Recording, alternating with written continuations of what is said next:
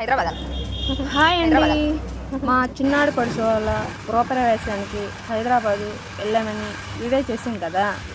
ఆ తర్వాత అక్కడ ఏమేమి చేశారో, ఎలా చేశారో మీ అందరికీ నేను ఒక్కొక్క విధంగా ఒక రకంగా చెప్తాను, వినండి. ఇక్కడ ఏముంది లెక్క వీడియో ఆపేస్తున్నాను అంటే అక్కడ ఎలాగా ఆ గృహప్రవేశం చేస్తారో మీరు చూస్తే చాలా మంచిది, లేకపోతే చాలా సన్నివేశాలు మిస్ అయిపోతారు.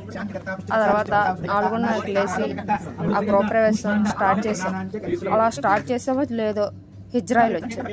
హిజ్రాయిలు నాకు అంత ఇవ్వాలా ఎంత ఇవ్వాలా అని ఒక గంట సేపు చాలా డిస్కషన్ చేసి చాలా మాటలని ఆ తర్వాత ఎంతో కొంత సెటిల్మెంట్ చేశారు. వాళ్ళు పంపించిన తర్వాత గుమ్మడికాయ కొట్టి దీపాలు వెలిగించి ఆవుతోటి ఈ కుటుంబ సమేతంగా వెళ్ళాం. అన్ని రూమ్లలో పూజ చేసుకుంటూ అలా అన్ని రూమ్లు పూజ చేసుకుంటూ అన్ని రూమ్లకు వెళ్ళాం. ఆ తర్వాత అయిపోయిన తర్వాత గోవు చుట్టూ 3 ప్రదక్షిణలు చేసి అందరం గోపూజ చేశాం. గోపూజ అయిపోయిన తర్వాత కుడుములు ఉన్నాయి.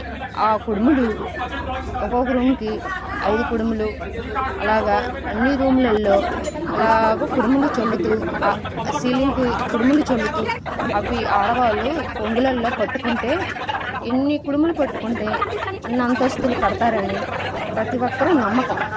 అందుకే ఎవరు ఎక్కువ పట్టుకుంటారా ఏమా అని అందరం పోటీలు పడి కుడుములు పట్టుకున్నాం. ఒక్కొక్కరు 2 పట్టుకున్నారు, 3 పట్టుకున్నారు. ఆ కుడుములు అయిపోయిన తర్వాత పాలు పొంగించడం స్టార్ట్ చేశారు. పాలు పొంగించిన తర్వాత హోమం స్టార్ట్ చేశారు. హోమం అయిపోయిన తర్వాత అన్ని పూజలు హోమం అయిపోయిన తర్వాత సత్యనారాయణ వ్రతం స్టార్ట్ చేశారు. సత్యనారాయణ వ్రతం అయిపోయిన తర్వాత అలాగా మండపాల మీద అన్నీ సర్దుకొని అందరూ వచ్చి 5 కథలు ఆలకిచ్చి గణపతి పూజ, లక్ష్మీదేవి పూజ అన్నీ చేసి 5 కథలు విని అందరం చక్కగా ఆ ప్రసాదములు తిని ఆ తర్వాత వీళ్ళకి మనం తాంబూలంలో ఆ పీటల మీద కూర్చున్న వాళ్ళకి తాంబూలం, పానుకులు, పసుపు కుంకుమ, గాజులు అన్నీ ఇచ్చి చాలా బాగా చేశాం. ఆ తర్వాత భోంచేసి వాళ్ళకి పాడ చెప్పి బై చెప్పి వచ్చాం. అయితే ఈ కథ అంతా విన్న తర్వాత ఏటక్క బోరు కొడుతుంది అనుకోవద్దు. అక్కడ జరిగిన విషయాలు మీకు చెప్పాను, తప్పుగా అనుకోవద్దు. ఏమైనా పొరపాట్లు ఉంటే కామెంట్లో చెప్పండి. బాయ్.